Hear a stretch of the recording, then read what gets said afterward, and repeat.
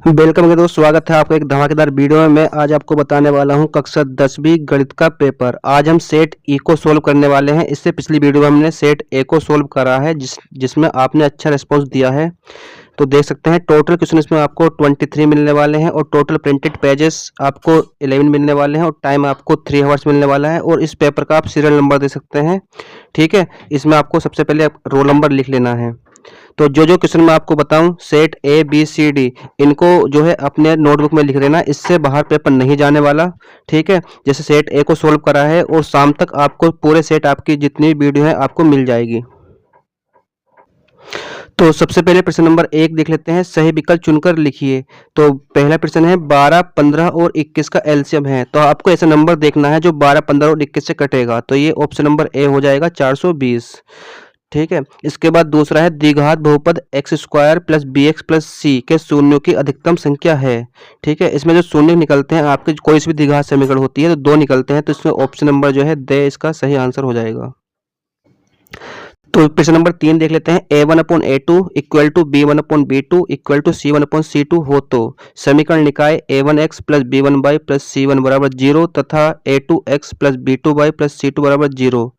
तो इसमें आपको बताना है, ठीक है। तो ये कंडीशन जो देख सकते हैं a1/a2 इक्वल टू नहीं है b1/b2 और a1/a2 b1/b2 इक्वल टू नहीं है c1/c2। तो इसमें आपसे जो है ऑप्शन नंबर जो है दे इसका के अनंत अनेक हल होंगे, ठीक है। तो अगर ये वाली फॉलो करती तो इसमें कोई हल नहीं होता, तो इसलिए इसका जो है अनेक हल होंगे अगर शुरू वाली कंडीशन फॉलो करती है तो आपको। और अगला प्रश्न देख लेते हैं। प्रश्न नंबर 4 देख सकते हैं। द्विघात समीकरण x square plus b x plus c बराबर 0 और ए नॉट इक्वल टू 0 के दो भिन्न वास्तविक मूल होंगे यदि। तो देखो दो वास्तविक मूल होते हैं यदि विविधकर जो है ना आपका जो है ग्रेटर देन हो किससे 0 से। तो इसलिए बी स्क्वायर माइनस 4ac जो इक्वल टू होता है 0, क्योंकि बी स्क्वायर माइनस 4ac क्या होता है विविधकर को बोलते हैं, इसलिए इसका ऑप्शन नंबर से सही हो जाएगा। इसके बाद क्वेश्चन नंबर 5 देखेंगे। समांतर श्रेणी 6, 9, 12, 15 का प्रथम पद तथा सर्वांतर है। तो देखो प्रथम पद जो होता है शुरू का नंबर होता है यानी a बराबर 6 आ जाएगा। और अगर आपको सर्वांतर निकालना है तो दूसरे वाले से प्रथम घटा देंगे यानी 9 माइनस 6 बराबर कितना आ जाएगा 3। तो इसलिए आपका आंसर कितना हो जाएगा 6, 3। तो बे ऑप्शन इसका सही हो जाएगा।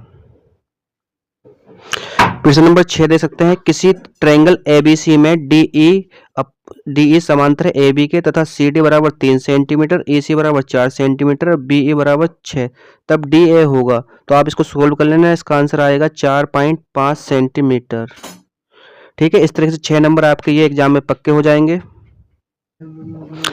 प्रश्न नंबर 2 रिक्त स्थानों की पूर्ति कीजिए। 6 नंबर के प्रश्न आपको आने वाले हैं एग्जाम में। तो एक प्राकृतिक संख्या का अभाज्य गुणनखंड उसके गुणनखंड के क्रम को छोड़ते हुए होता है। तो ये भाई इसमें अद्वितीय होता है या अद्वितीय हल प्राप्त होता है, इस तरह से लिख देंगे। प्रश्न नंबर 2 है द्विघात समीकरण का विविधकर ऋणात्मक हो तो मूल होंगे। भाई ऋणात्मक होगा तो वास्तविक नहीं होंगे, अगर 0 आता है तो वास्तविक मूल होंगे, अगर 0 से अधिक आता है तो वास्तविक मूल भिन्न भिन्न होंगे। तो ये इसमें वास्तविक नहीं होंगे, इसका सही आंसर हो जाएगा। इसके बाद समांतर श्रेणी 3/2, 1/2, -1/2, माइनस के 3/2 में सर्वांतर है। तो देखो 1/2 में से आपको क्या करना है 3/2 को माइनस कर देना है। तो ये आपका आंसर आ जाएगा विविध का जो है माइनस का 1 आ जाएगा। इसके बाद सभी वृत्त होते हैं। तो सभी वृत्त क्या होते हैं समरूप होते हैं। तो ये इसका सही आंसर हो जाएगा। और यदि एक बिंदु का y निर्देशांक 0 है तब वह x अक्ष पर स्थित होगा।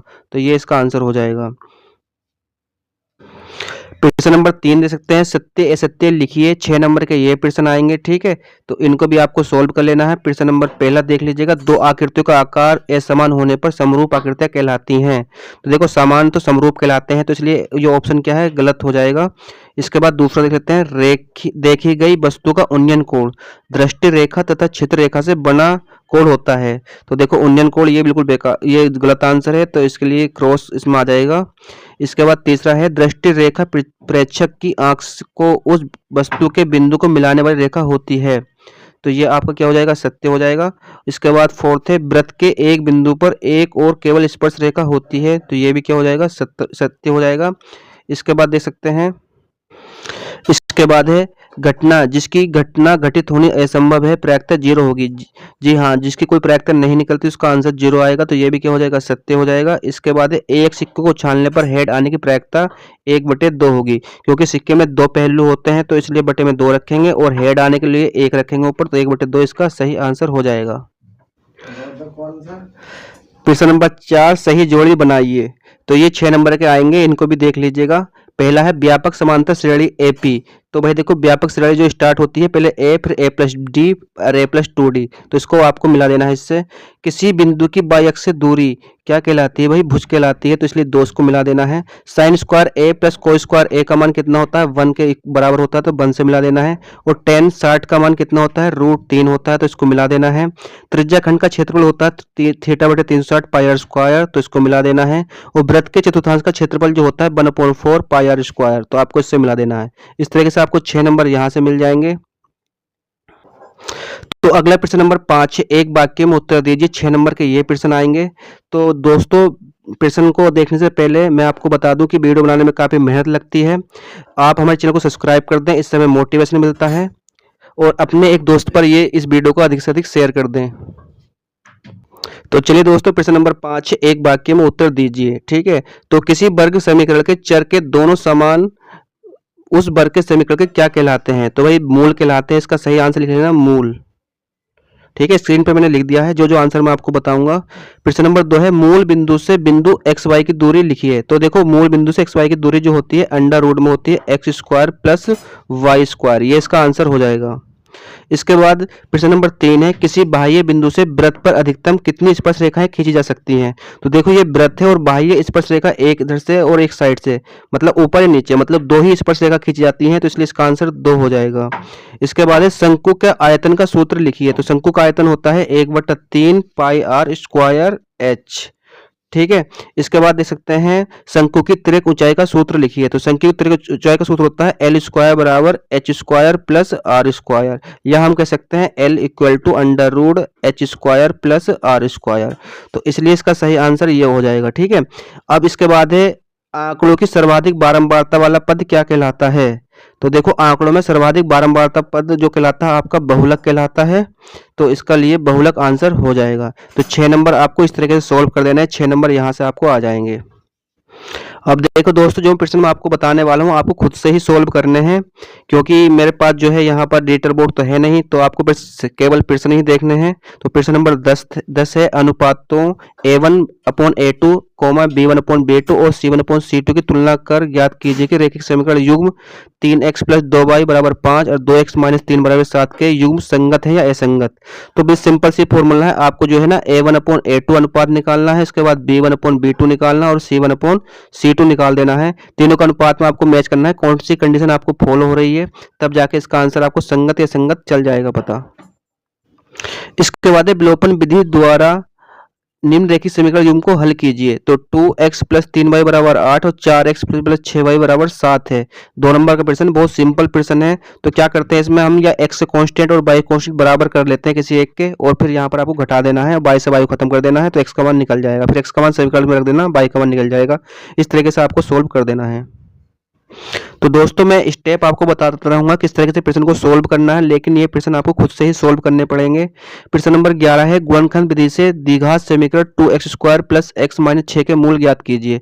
तो आपको जो है इसके गुणनखंड कर देने हैं। किस तरीके से करने हैं मैं आपको स्क्रीन पर दिखा देता हूं। तो सबसे पहले 2 × 12 आपका हो जाएगा, यानी गुणा करके 12 आए और घटा के कितना है 1, तो आपको लिखना है 2x² + 4 - 3 x - 6। अब इसके फैक्टर कर लेना, इसका आंसर आसानी से आ जाएगा। चलिए नेक्स्ट प्रश्न देख लेते हैं। सेम टू सेम ऐसे करना है, द्विघात 3x² - 6x + 3 = 0 विविधकर ज्ञात कीजिए। तो विविधकर का फॉर्मूला होता है d = b² - 4ac। ठीक है, तो b की वैल्यू कितनी हो जाएगी, -6 का वर्ग और -4 × a का मान 3 और c का मान भी 3। इसको आप सोल्व कर लेना, 36 -4 × 12 = 36, यानी कि कितना आ जाएगा विविधकर आपका 0 आ जाएगा। ठीक है, तो ये आपका सोल्यूशन हो जाएगा। चलिए इसमें प्रश्न नंबर 2 देख लेते हैं। प्रश्न नंबर 12 है -5, -1, -3, -7 के लिए प्रथम पद सर्वांतर ज्ञात कीजिए। तो प्रथम पद a बराबर तो हो जाएगा -5, यानी सूर्य की संख्या जो होती है वो प्रथम पद कहलाता है। इसके बाद d निकाल देना है, तो -1 में से आपको घटा देना है -5। तो -1 माइनस के प्लस के 5 हो जाएंगे। 5 में से 1 गया, कितना बचा? 4 इसका सही आंसर हो जाएगा। तो 2 नंबर इस तरीके से आपको विविध करके मिल जाएंगे।